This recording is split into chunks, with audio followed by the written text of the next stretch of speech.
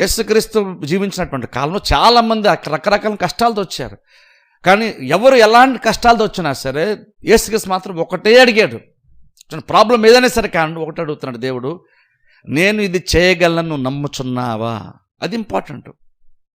మనకి ఏదైనా అవసరం ఉంటే దేవుని దగ్గరికి వెళ్ళినప్పుడు నువ్వు గ్యారంటీగా దేవుడు ఒక క్వశ్చన్ అడుగుతాడు. నువ్వు డౌట్ పడాల్సిన పని లేదు. ఏంటంటే నువ్వు నమ్ముచున్నావా అని దేవుడు గ్యారంటీగా అడుగుతాడు.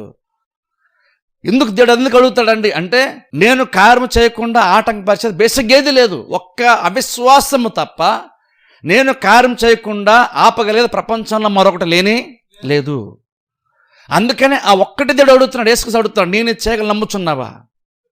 అది కనుక ఒక విశ్వాసం కనుక సెటిల్ చేసేసుకుంటే ఆ విషయాన్ని, అంటే నేను నమ్ముతున్నాను అని కనుక ఆ విషయాన్ని కనుక సెటిల్ చేసుకోగలిగితే, నిజంగా నమ్ముతున్నాను చెప్పగలిగితే, వరంగ దేవుడు కూడా ఏమంటాడంటే, నీ జీవితంలో కార్యం జరగడానికి ప్రపంచంలో ఇంకా వేరే ఏ ఆటంకం ఉండదు.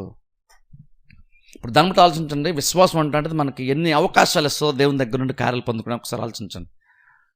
మనం విశ్వాసం తక్కువ అంచనా వేస్తున్నాం, కానీ విశ్వాసం అటువంటిది నీకు చాలా చాలా అవకాశాలు మనకి దేవుని దగ్గర పొందుకోవడానికి అవకాశాలు ఇస్తుంది.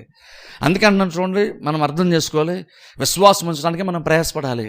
కష్టాలు తీరాలంటే దేవుడు నియమించినటువంటి శ్రేష్టమైనటువంటి ఖచ్చితమైనటువంటి విధానం ఏంటంటే, నువ్వు నమ్ము, నువ్వు దేవుని మహిమను చూస్తావు. కష్టాలు చాలా భారాన్ని ఇస్తున్నాయి, చాలా ఇబ్బందిగా అనిపిస్తుంది, ఇవన్నీ ఎలా తీరుతాయో చింత వచ్చేస్తుంది, నాకు చాలా ఇబ్బందిగా ఉంది అనిపించినప్పుడు గుర్తుపెట్టుకోండి, అది ఎలా సాల్వ్ అవుతుందని ఆలోచించొద్దు. ప్రాబ్లం అంత పెద్దది కాబట్టి మనం బాధపడుతున్నాం అనుకోవద్దు. వీలైనంత ఎక్కువగా వాక్యం వినడానికి ప్రయత్నము చేయాలి. ఎందుకంటే వినుట వలన విశ్వాసం కలుగును, వినుట క్రీస్తుని గురించిన మాటల వలన కలుగును.